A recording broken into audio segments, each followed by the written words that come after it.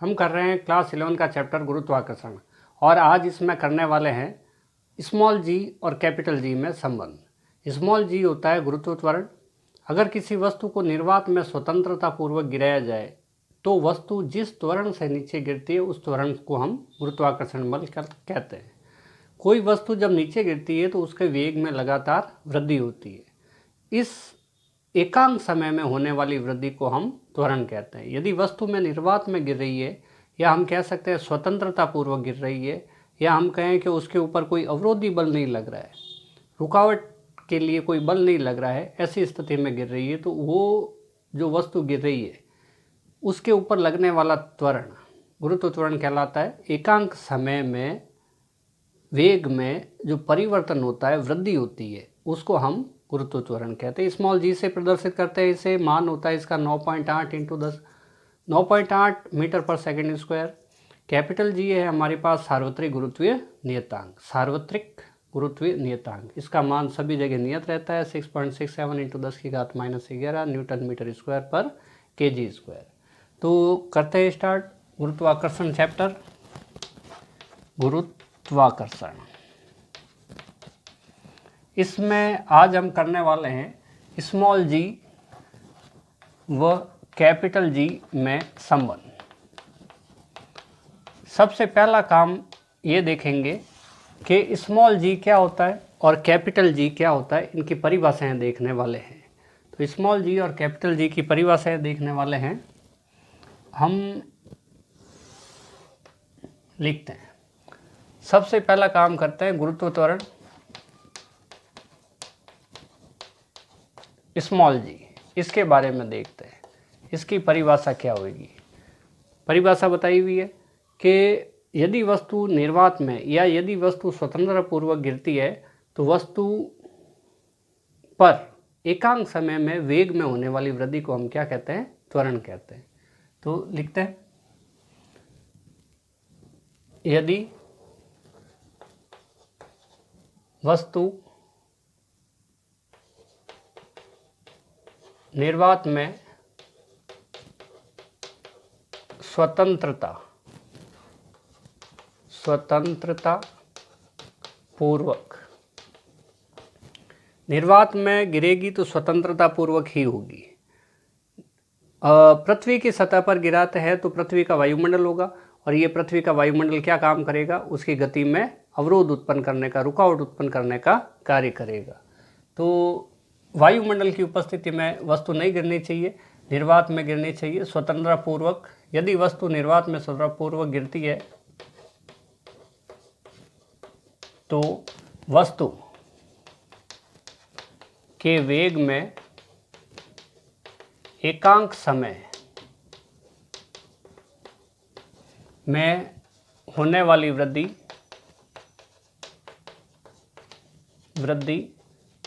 को गुरुत्व त्वरण कहते हैं। गुरुत्व त्वरण कहते हैं और इसको हम स्मॉल जी से प्रदर्शित करते हैं।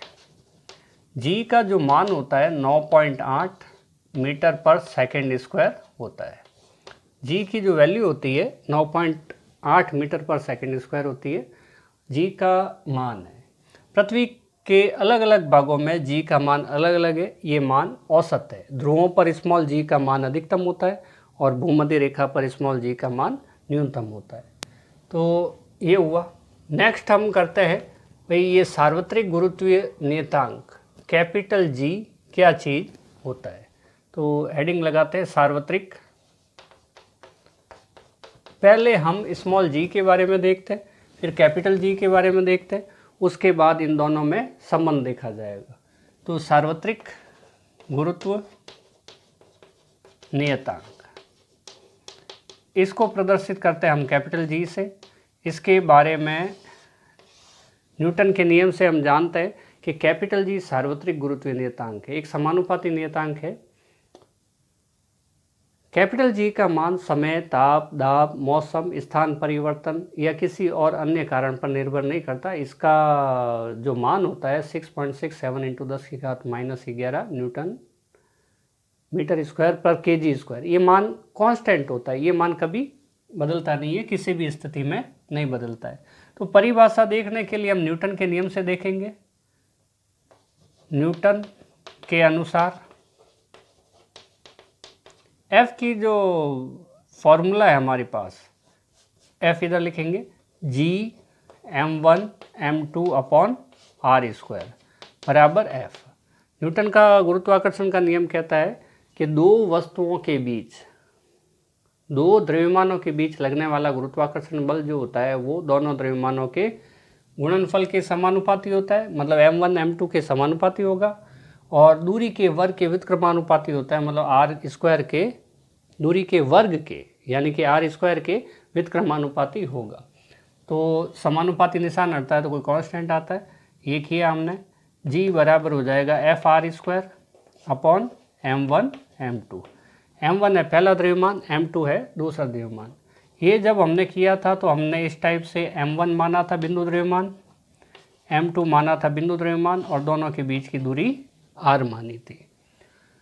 अब यहाँ पे हमें निकालनी है कैपिटल G की परिभाषा। तो अगर हम ये कर दें कि यदि m1 = m2 = 1 kg, मतलब द्रव्यमान को एकांक ले लिया जाए, साथ में दूरी को भी एकांक ले लिया जाए, तथा क्या करें r बराबर 1 मीटर, मतलब द्रव्यमान भी एकांक हो और दूरी भी एकांक हो, तब क्या करेंगे? यदि ये हो तो हम क्या काम करेंगे, कैपिटल G = F की जगह F आएगा, r² की जगह 1 का स्क्वायर आएगा, और ये जो हमारे पास m1 m2 है इसकी जगह 1 × 1 आएगा। तो हमने m1 और m2 के स्थान पे क्या किया, 1 लिख दिया, और r के स्थान पे भी क्या किया, 1 लिख दिया। तो G की वैल्यू हमारे पास आ जाएगी F, ये जो 1 है सब गुणा वगैरह होके 1 ही रह जाएगा। G की वैल्यू हमारे पास आ जाएगी ये वाली, G बराबर F। इसका मतलब क्या हुआ कि यदि ये दोनों वस्तुएं 1-1 किलो की हो और इन दोनों के बीच की दूरी 1 मीटर हो, तो उनके बीच में जितना गुरुत्वाकर्षण बल लगेगा वही सार्वत्रिक गुरुत्वीय नियतांक कैपिटल G है। तो लिखते हैं परिभाषा इसकी, अर्थात एकांक द्रव्यमान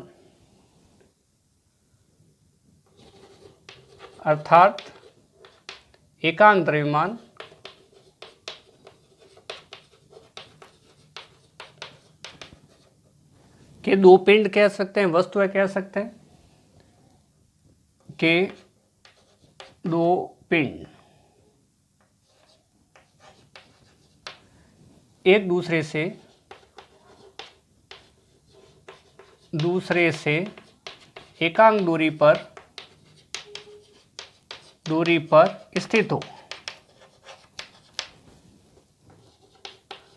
तो उनके मध्य, मतलब दूरी भी एकांक हो और पिंड के द्रव्यमान भी एकांक हो, तो उनके बीच में जितना गुरुत्वाकर्षण बल लगेगा उसी को हम सार्वत्रिक गुरुत्वीय नियतांक कहते हैं। तो उनके मध्य लगने वाला गुरुत्व बल F ही क्या कहलाता है, सार्वत्रिक गुरुत्व नियतांक यानी कि कैपिटल G कहलाता है। तो ये बहुत ही सिंपल सी परिभाषा इसकी हो गई। क्या हो गई कि अगर द्रव्यमान एकांक हो और दूरी भी एकांक हो, दोनों के बीच की दूरी भी एकांक हो, तो ऐसी स्थिति में जितना बल लगेगा उस बल को ही हम क्या कहते हैं, सार्वत्रिक गुरुत्वीय नियतांक कहते हैं। अभी करते हैं स्मॉल g और कैपिटल G में संबंध। अभी हमें स्मॉल g की परिभाषा पता चली, कैपिटल G की परिभाषा पता चली, अब हम करते हैं स्मॉल g और कैपिटल G में संबंध। इसके लिए हम क्या काम करते हैं कि ये मान लेते हैं कि हमारे पास एक पृथ्वी है और ये पूरी पृथ्वी का द्रव्यमान जो है वो कैपिटल M है, और इसका सेंटर मान लेते हैं O है, पृथ्वी का सेंटर O है, ये इसकी त्रिज्या कैपिटल R है, और इसकी सतह से स्मॉल h ऊंचाई पर, ये स्मॉल h ऊंचाई है, यहाँ पे कोई बिंदु P स्थित है जिसमें स्मॉल m द्रव्यमान की वस्तु रखी हुई है। तो इस स्मॉल m द्रव्यमान की वस्तु के ऊपर कितना बल लगेगा ये देखना है हमें। और अभी हमारे पास OP जो दूरी है वो स्मॉल r के बराबर है, ऐसा मान लेते हैं। यहाँ से यहाँ तक की दूरी, पृथ्वी के केंद्र से यहाँ बिंदु P तक की दूरी हम मान लेते हैं स्मॉल r, और स्मॉल r की जो वैल्यू है वो r प्लस h है। नेक्स्ट, ये सारी चीज़ हम लिखते हैं। माना पृथ्वी का द्रव्यमान कैपिटल M तथा त्रिज्या कैपिटल R है। द्रव्यमान कैपिटल M है और त्रिज्या है कैपिटल R। इसकी सतह से स्मॉल h ऊंचाई पर स्मॉल m द्रव्यमान की वस्तु रखी है। ये स्मॉल m द्रव्यमान की वस्तु रखी है जो बिंदु P पर है। हमें क्या काम करना है? हमें काम करना है कि इस बिंदु P पर गुरुत्वाकर्षण बल निकालना है। किसके अनुसार? F बराबर mg, और एक न्यूटन का जो सूत्र है F बराबर, ये हमने लिखा है G m1 m2 upon r square. m1 की जगह यहाँ पे पृथ्वी का द्रव्यमान आ जाएगा, और m2 की जगह हमारे पास ये वस्तु का द्रव्यमान आ जाएगा स्मॉल m। तो हम यहाँ लिख देंगे F बराबर G capital M small m upon r square. Small r क्या चीज़ है? पृथ्वी के केंद्र से लेके वस्तु तक की दूरी है। तो करते हैं आगे। हम निकाल रहे हैं स्मॉल g और कैपिटल G में संबंध, और अभी लिखने वाले हैं किसके बारे में? गुरुत्व बल के बारे में। न्यूटन की गति का दूसरा नियम होता है, वहाँ से F बराबर ma लिखा जा सकता है। संवेग में परिवर्तन की दर कण पर आरोपित बल के बराबर होती है, वहाँ से F बराबर ma लिखा जा सकता है। तो उसी चीज़ को देखते हैं।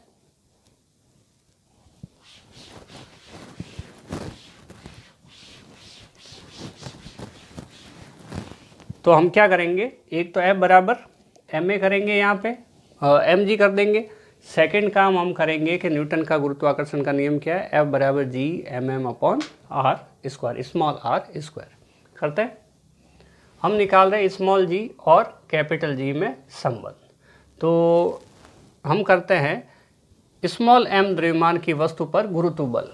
स्मॉल m द्रव्यमान की वस्तु पर गुरुत्व बल। गुरुत्व बल हमारे पास हो जाएगा क्या? F बराबर mg, समीकरण नंबर 1।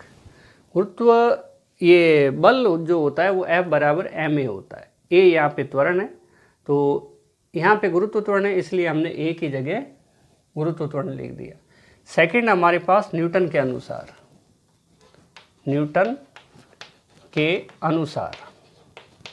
बहुत ही सिंपल है।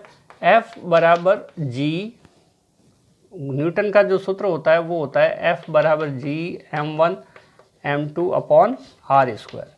यहाँ m1 की जगह पृथ्वी का द्रव्यमान है कैपिटल M, और m2 की जगह वस्तु का द्रव्यमान है स्मॉल m। कैपिटल M और स्मॉल m, तो ये मान रखेंगे हम capital M small m upon r square. ये है समीकरण नंबर 2। तो समीकरण 1 व 2 से तुलना करते हैं, तो ये हमारे पास बनता है mg बराबर G capital M small m upon r square. m से m कट जाएगा, g बराबर आएगा capital G m upon r square. ये आ गया स्मॉल g और कैपिटल G में संबंध। स्मॉल g है इस गुरुत्व त्वरण, कैपिटल G है सार्वत्रिक गुरुत्वीय नियतांक, उनमें संबंध आ गया। अभी g इज इक्वल टू, हम स्मॉल r की जगह लिख सकते हैं r प्लस h, तो हम लिखते हैं जी m upon r plus h का होल स्क्वायर। क्या हुआ? r बराबर r प्लस h लिखा हमने, ठीक है। अभी अगर ये वस्तु यहाँ नहीं होती और नीचे आ रही होती तो h का मान कम हो रहा होता, और जब ये वस्तु पृथ्वी की सतह पर पहुँच जाती है उस समय एच का मान क्या हो जाता है, 0 हो जाता है। तो 0 हो जाता है तो हम क्या लिखते हैं, पृथ्वी की सतह पर, पृथ्वी की सतह पर एच बराबर 0 होगा। अगर 0 होगा तो हम लिखेंगे जी एस। यहाँ एस क्या प्रदर्शित करता है, यहाँ एस प्रदर्शित करता है कि हम गुरुत्व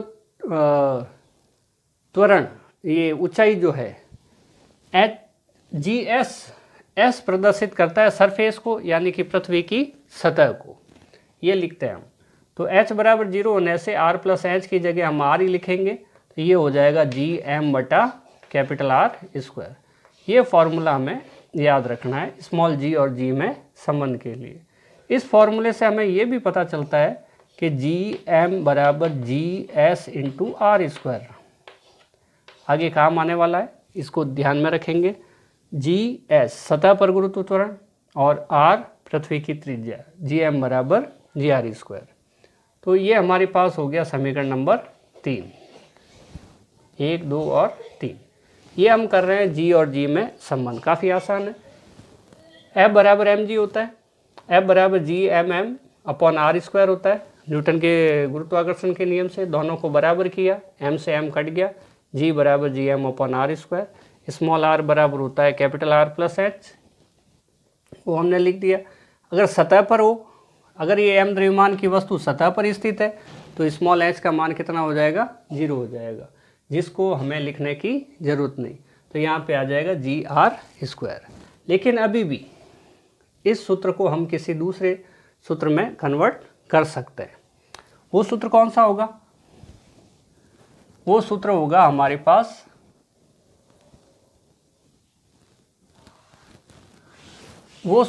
हमारे पास द्रव्यमान की जगह हम लिख सकते हैं आयतन इंटू घनत्व।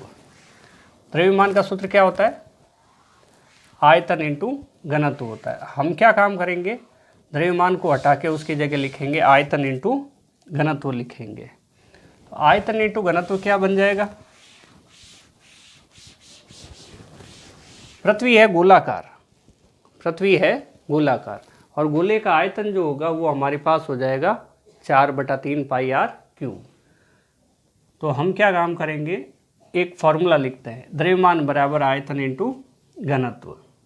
घनत्व किसे कहते हैं, घनत्व की परिभाषा होती है एकांक आयतन में कितने परमाणु हैं या अणु हैं। अगर ज़्यादा है तो घनत्व ज़्यादा है और कम है तो घनत्व कम है। उदाहरण लेके देखते हैं कि हमारे पास समान आयतन के दो पात्र हैं, बिल्कुल समान आयतन के दो पात्र हैं। इसके अंदर हम कोई गैस भरते हैं, उसके अणुओं की संख्या बहुत ज़्यादा है, मतलब ज़्यादा गैस इसके अंदर भर दी तो अणु बहुत पास पास रहेंगे। सेम आयतन के इस पात्र के अंदर हम क्या करते हैं, थोड़ी गैस भरते हैं तो उसके अंदर अणुओं की संख्या क्या होगी, काफ़ी कम होगी। तो ऐसा हम समझने के लिए मान लेते हैं भाई इसके अंदर 1000 अणु आ गए और इसके अंदर 10 अणु आ गए। तो इसी आयतन के अंदर अगर 1000 अणु है तो वो पास पास होंगे और सेम आयतन के अंदर अगर 10 अणु है तो वो दूर दूर होंगे। सेम आयतन में अणुओं की संख्या ज़्यादा है तो हम कहेंगे घनत्व अधिक है यहाँ पर, और उसी आयतन में अणुओं की संख्या कम है तो हम कहेंगे घनत्व कम है। तो एक बात, दूसरी बात, घनत्व की परिभाषा क्या बनेगी, एकांक आयतन में उपस्थित अणुओं की संख्या को हम घनत्व कहते हैं। एकांक आयतन में उपस्थित अणुओं की संख्या को हम घनत्व कहते हैं। यदि अणु ज़्यादा होते हैं तो घनत्व ज़्यादा होगा और यदि अणु कम होते हैं तो घनत्व कम होगा। यही सारी चीज़ें हैं। तो लिखते हैं, अब क्या लिखें, द्रव्यमान का सूत्र। द्रव्यमान का सूत्र क्या होता है, आयतन इंटू घनत्व, और आयतन इंटू घनत्व लिखते हैं। तो द्रव्यमान बराबर आयतन इंटू घनत्व। द्रव्यमान की जगह कैपिटल एम, आयतन किसका, पृथ्वी का। पृथ्वी कैसी, गोल, और गोले का आयतन का सूत्र 4/3 पाई आर क्यूब। ये बहुत ही आसान से सूत्र है, ये इनको हमें याद रखना है। 4/3 पाई आर क्यूब इंटू घनत्व को हम यहाँ पे डी से प्रदर्शित कर देते हैं। घनत्व को कई बार हम रो से भी प्रदर्शित करते हैं, कोई प्रॉब्लम नहीं, एक ही बात है। नेक्स्ट हम लिखते हैं जी एस बराबर कैपिटल जी, ये रहा नीचे की साइड, कैपिटल आर स्क्वायर, ये कैपिटल आर स्क्वायर। ये द्रव्यमान लिखना है हमें, कैपिटल एम का मान लिखना है, और कैपिटल एम का मान कितना होगा, ये होगा 4/3 pi capital R cube into और डी हो जाएगा। तो जी एस की वैल्यू क्या आ जाएगी, आर से आर कट जाएगा, 4/3 पाई जी आर और डी। ये हमारे पास इसका एक और सूत्र आ गया, किसका, स्मॉल जी और कैपिटल जी में संबंध का। ये संबंध हमें बताता है कि ये त्रिज्या के साथ किस प्रकार प्रभावित होगा और इसके घनत्व के साथ किस प्रकार प्रभावित है। यहाँ से निष्कर्ष निकलता है, इस फॉर्मूले से निष्कर्ष क्या निकलता है, 1 नंबर यहाँ हमें दिखाई देता है जी एस समानुपाती आर होता है यदि घनत्व डी बराबर नियत हो, अर्थात यदि किसी ग्रह का घनत्व नियत रहे तो उसकी सतह पर गुरुत्व त्वरण का मान उसकी त्रिज्या के समानुपाती होता है। अर्थात यदि किसी ग्रह का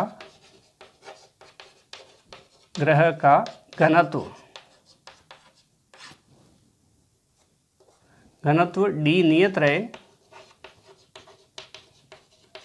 तो उसके सतह पर गुरुत्व त्वरण का मान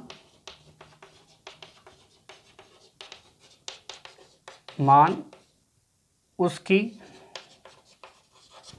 त्रिज्या आर के समानुपाती होता है। समानुपाती होता है, समानुपाती का क्या मतलब, समानुपाती का मतलब ये है कि अगर घनत्व नियत है, अगर कैपिटल आर का मान बढ़ेगा तो उसकी सतह पर गुरुत्व त्वरण का मान भी बढ़ेगा। नेक्स्ट हम काम करते हैं, इसका दूसरा उदाहरण ले लेते हैं कि हमारे पास पृथ्वी है और चंद्रमा है, दोनों मिट्टी पत्थर इन चीज़ों से बनी हुई है, तो ऐसा मान लेते हैं कि भी दोनों का घनत्व सेम है। अगर दोनों का घनत्व बराबर है तो जिस ग्रह की त्रिज्या ज़्यादा होगी तो उसका गुरुत्व त्वरण भी ज़्यादा होगा, उसकी सतह पर गुरुत्व त्वरण भी ज़्यादा होगा। तो चंद्रमा आकार में छोटा है, त्रिज्या उसकी कम है, और पृथ्वी आकार में बड़ी है, उसकी त्रिज्या ज़्यादा है, तो पृथ्वी की सतह पर गुरुत्व त्वरण का मान भी ज़्यादा है। नेक्स्ट हम देखते हैं, यहाँ पे एक संबंध और निकल के आता है। यहाँ पर क्या निकल के आता है, जी एस की वैल्यू समानुपाती डी होती है यदि कैपिटल आर बराबर नियत हो, यानी कि त्रिज्या का मान अगर नियत हो जाए, त्रिज्या को कम ज़्यादा नहीं करे, गोला उतना ही है, गोला उतना ही है, ग्रह उतना ही है आकार में, वो छोटा या बड़ा नहीं है, तो घनत्व अगर ज़्यादा होगा तो उस ग्रह की सतह पर गुरुत्व त्वरण ज़्यादा होता है। लिखते हैं, अर्थात यदि किसी ग्रह की त्रिज्या का मतलब कैपिटल आर नियत रहे तो उसकी सतह पर गुरुत्व त्वरण का मान किसके, उसके घनत्व के समानुपाती होता है। त्वरण का मान घनत्व d के समानुपाती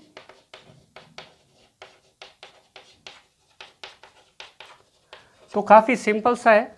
क्या है कि हमारे पास ये है द्रव्यमान m की वस्तु पर गुरुत्व बल, जैसा हमने वो बनाया था डायग्राम, उसके हिसाब से द्रव्यमान m के गुरुत्व F बराबर क्या होगा, mg होगा, और यहाँ पर न्यूटन के गुरुत्वाकर्षण बल के नियम के अनुसार F बराबर G capital M small m upon R square हो जाएगा। अभी दोनों को बराबर किया, समीकरण 1 और 2 से बराबर किया तो क्या होगा, स्मॉल m से कैपिटल M कट जाएगा, स्मॉल m से स्मॉल m कट जाएगा, हमारे पास बचेगा G बराबर capital G M upon R square. Small r का मान r प्लस एच होता है, r प्लस एच लिख दिया, सतह पर गुरुत्व त्वरण आ जाएगा Gm upon R square. Gm बराबर GR स्क्वायर, अपने को फॉर्मूला याद रखना है। द्रव्यमान का सूत्र होता है आयतन इंटू घनत्व, घनत्व को हमने d माना, पृथ्वी गोला है, गोलाकार है, तो उसकी वजह से इसका आयतन हो जाएगा 4/3 पाई r क्यूब। सूत्र हमें याद रखने होंगे। तो r स्क्वायर से r स्क्वायर कट गया, एक r यहाँ बचेगा, नीचे 2 r है, ऊपर 3 r है, ऊपर 3 थे 2 कट गए, एक बचेगा, इसलिए हमने एक r लिखा। यहाँ पे g समानुपाती r है यदि घनत्व नियत रहे। अगर यहाँ पे हम ये देखते हैं सवाल कि पृथ्वी अभी बनी एक मिट्टी पत्थर कंकर की, अगर ये पृथ्वी लोहे की बनी होती, पत्थर की अपेक्षा लोहे का घनत्व ज़्यादा होता है, समान आकार का एक जैसा पत्थर का टुकड़ा और उसी के जैसा लोहे का टुकड़ा लेते हैं तो लोहे के टुकड़े का द्रव्यमान ज़्यादा आएगा, मतलब उसका घनत्व ज़्यादा होता है। अगर पृथ्वी लोहे की बनी होती और त्रिज्या के ऊपर कोई फर्क नहीं पड़ता, त्रिज्या इतनी की इतनी होती जितनी अभी है, तो पृथ्वी का सतह पर गुरुत्व त्वरण का मान क्या होता, ज़्यादा होता। अगर हम सेम आयतन में रुई जैसा पदार्थ भर ले, कोई रुई टाइप का, तो हम कह सकते हैं कि यदि पृथ्वी रुई जैसी होती, पत्थर की तुलना में समान आयतन में अगर रुई ली जाए तो रुई का भार बहुत ही कम आएगा, तो रुई का घनत्व क्या है, कम है। तो रुई का घनत्व कम है, तो हम यहाँ कह सकते हैं कि पृथ्वी अगर रुई की बनी होती, पृथ्वी अगर रुई की बनी होती तो घनत्व क्या होता, कम होता। त्रिज्या उतनी, त्रिज्या कांस्टेंट, घनत्व क्या होता, कम होता। घनत्व कम होने से उसकी सतह पर गुरुत्व त्वरण का मान भी कम होता। तो क्या निष्कर्ष आया कि पृथ्वी लोहे की बनी होती, त्रिज्या सेम होती तो गुरुत्व त्वरण ज़्यादा होता, पृथ्वी रुई की बनी होती और त्रिज्या सेम होती तो गुरुत्व त्वरण कम होता। घनत्व कम होने पर गुरुत्व त्वरण कम, घनत्व बढ़ने पर गुरुत्व त्वरण ज़्यादा।